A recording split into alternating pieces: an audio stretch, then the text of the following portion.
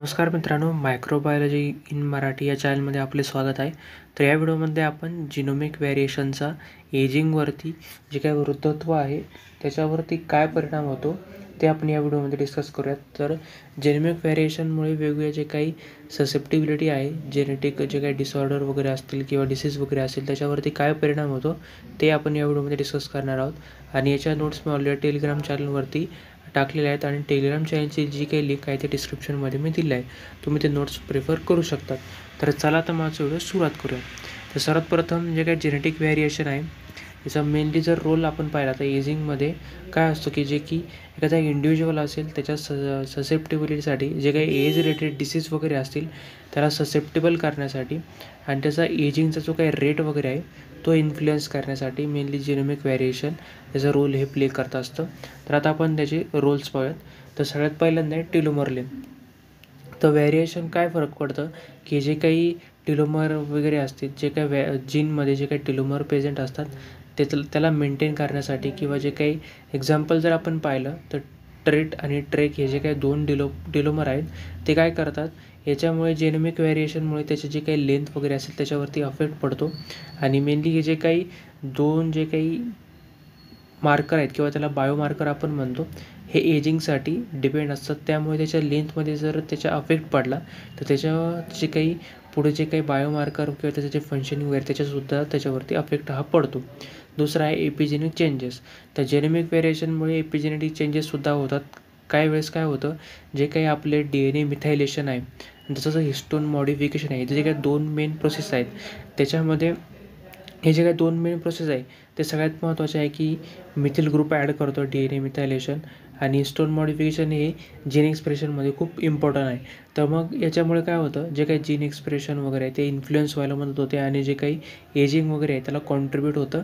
आणि तसंच जर आपण पाहिलं DNA रिपेरिंगमध्ये, तर DNA रिपेरिंगमध्ये जेनेमिक व्हेरिएशनचा असा प्रभाव पडतो, जे काही जीन्स वगैरे असतील त्याच्यामध्ये मेनली जे काही BRCA1 आणि BRCA2 हे जे काही काय करतात, जे आपण जे काही जे काही ज्या वेळेस DNA डॅमेज होतो त्याच्या जे काही रिपेरिंग वगैरे होत असतं त्याचं त्यात मॉडिफिकेशन वगैरे करत असतं. म्हणजे ज्यावेळेस जे काही DNA एखादा जर म्युटेशन झाला असेल किंवा एखाद्याचा DNA जर डॅमेज झाला असेल त्याचा रिपेरिंग प्रोसेसही चालते.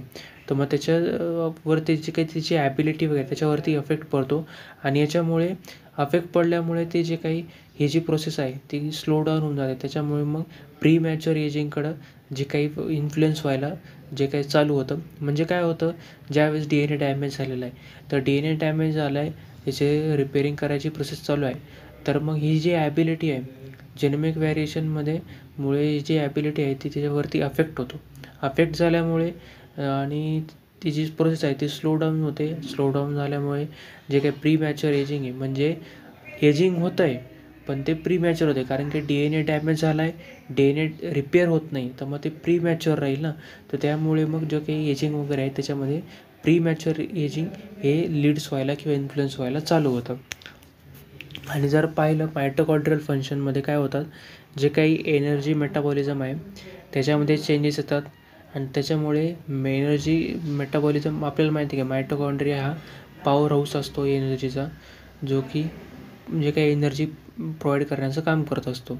तर मग ज्या वेळेस जे काही एनर्जी मेटाबॉलिझम आहे त्याच्यामध्येच जर चेंजेस आले तर त्याच्यामुळे जे काही एजिंग वगैरे आहे त्याच्यावरती खूप मोठ्या प्रमाणात जे काही परिणाम हा आपल्याला पाहायला मिळतो. कारण की एनर्जी ही जी काही आहे ती कमी प्रमाणात जे काही त्याच्यामध्ये चेंजेस झाले त्यामुळे कमी प्रमाणात प्रोड्यूस होते किंवा मिळते. त्यामुळे मग जे काही लवकर जास्त एजिंग होतं आणि जो काही त्याला पॉवर मिळत नाही, त्यामुळे त्याचे जे काही दुसरे जे काही सेल्युलर प्रोसेस वगैरे असतील त्यासुद्धा स्लो डाऊन व्हायला चालू होतात. पाचवं आहे इन्फ्लॅमेजिंग.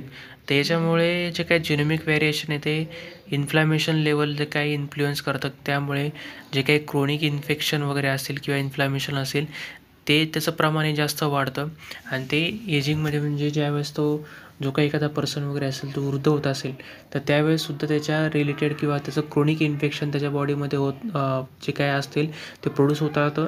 आणि हे कशामुळे होतं, जेनेमिक व्हेरिएशनमुळे.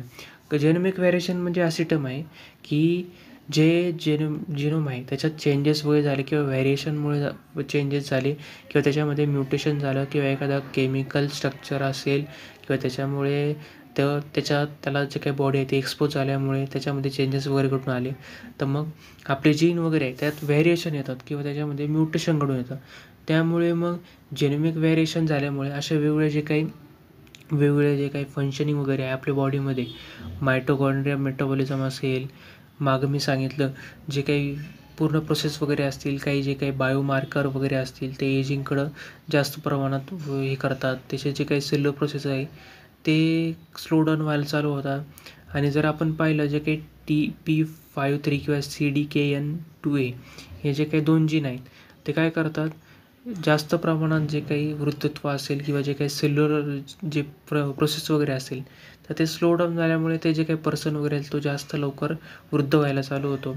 तसंच जर आपण पाहिलं जे काही जीन एक्सप्रेशन वगैरे आहे ते जास्त होत नसल्यामुळे किंवा त्याचे जे काही एज रिलेटेड पाथवेज वगैरे आहेत ते रेग्युलेट व्हायला चालू होतात आणि त्याच्यावरती मग पुढे जे काही बाकीच्या जे काही प्रोसेस आहेत त्याच्यावरती सुद्धा या गोष्टी डिपेंड असतात.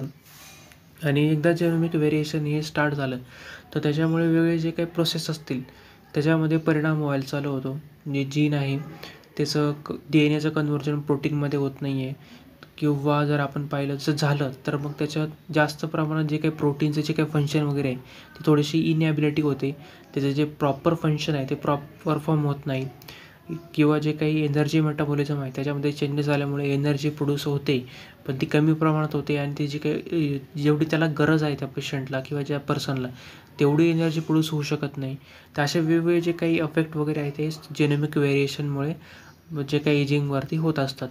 तर ह्या व्हिडिओमध्ये आपण जेनेटिक व्हेरिएशनचा जे काही रोल आहे तो एजिंगमध्ये आपण तो डिस्कस केला.